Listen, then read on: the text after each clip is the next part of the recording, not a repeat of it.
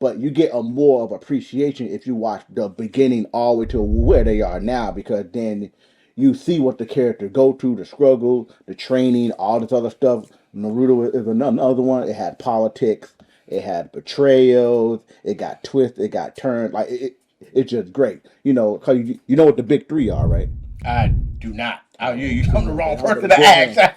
The big three anime are Bleach, Naruto, and One Piece. Like those are the big anime out there that captivated like some of the most viewed and the most talked conversations online. And a contender is probably still X Hunter X, but Let me ask you something. Hunter X Hunter. I'm sorry, I'm saying it wrong. Do you feel like if you a person that watched Well, not watch but read the mangas first and then go watch what's put into the actual TV, anime, or movie, you feel like you're spoiling it for yourself? when I read it, if I'm reading the manga, it's only because it's taking too long for the anime to come out.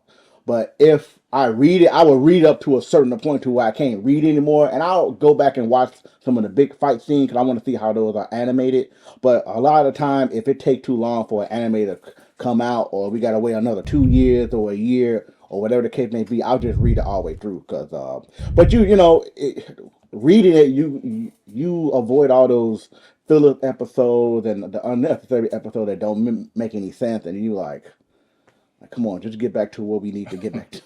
Yeah, I hate to go back to Dragon Ball, but Dragon Ball, when you're watching Dragon Ball and then you see what a Dragon Ball Kai, I don't know if you ever seen the Kai version. Yeah, I think So so. it's just how they cut out so much stuff. And I get it. It shouldn't take 5 episodes to power up.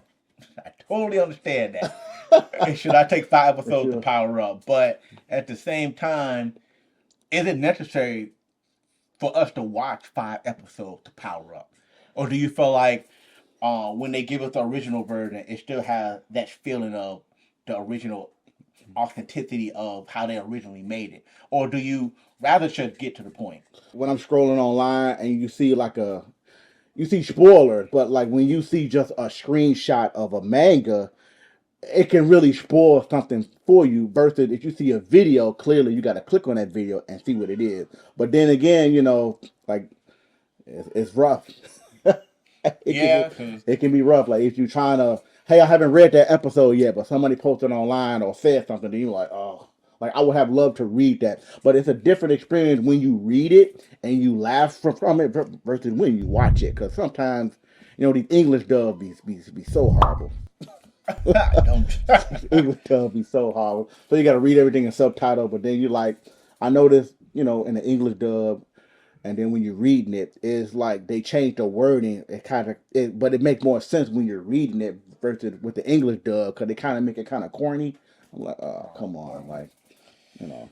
What's your thought? What's two video games you feel like will be a good combination to work together? I mean, we're talking fighting games or just any Well, game I where. mean, yeah, if it's a fighting game, there got to be another fighting game. You wouldn't put a fighting game with uh, RPG. I mean, I don't know if that would work. I don't know. I think during those days, I mean, it might be redundant now, but I think during those days when we had Splinter Cell out there and Metal Gear Solid, like that would have been a good Oh, you know crossover. what's funny? That And would have been a Metal good. Gear Solid 1, it was a scene where, at the beginning of the briefing, when Snake was in the briefing room with Roy Campbell, and I believe it's Naomi Hunter, he mentioned, why don't you go get Gabe? Or I think it Oh, was I know another. what you're talking about. Yeah, He, yeah, he mentioned when he mentioned yeah. their name, that so was I feel like maybe they yeah. are in That would the that would same have been. universe, and maybe they are somewhere because he did mention his name. That was funny. It's funny. Yeah, that funny. was that was a. I mean, more likely, I'm more likely might say something about an RPG, but then fighting game wise, I would probably say like I don't know, maybe Grapple Baki and maybe like Street Fighter or the what's the game where the guy's fighting in the street? Yam, it's like Streets of Rage or something like that. I forgot what it's called. Fighting Force? No, not Fighting Force. Yamasan something. I forgot. I forgot the name. I think a video game that will be like a really, really good crossover. It don't got to be fighting game, but I believe, I'm gonna go back to Metal Gear. I feel like Metal Gear and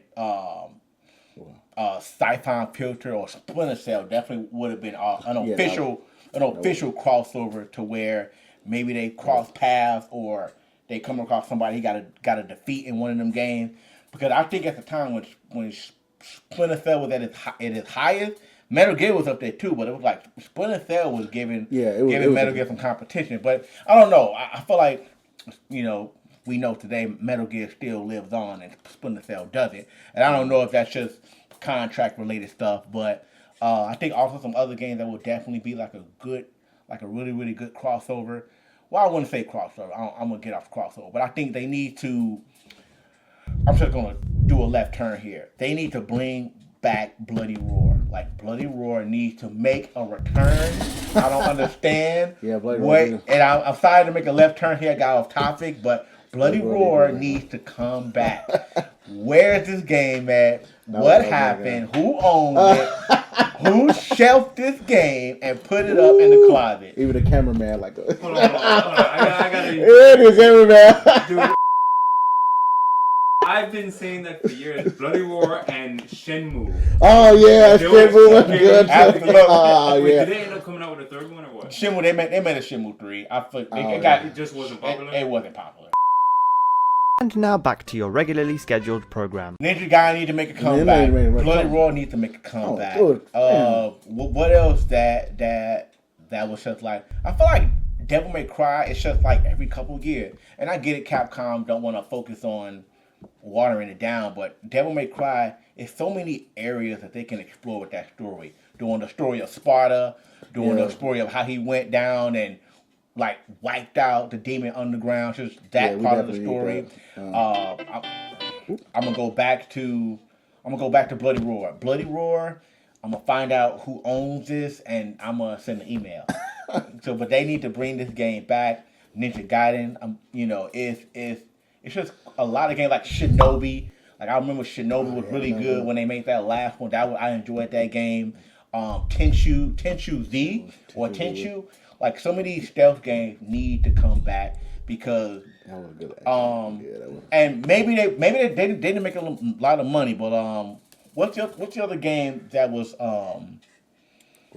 Prince of Persia. I love Prince of Persia.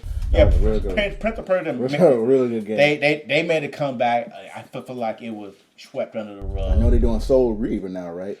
No, I thought I saw something. Maybe you could be right, but Soul Reaver, that was a really good. But that goes back to what I was saying about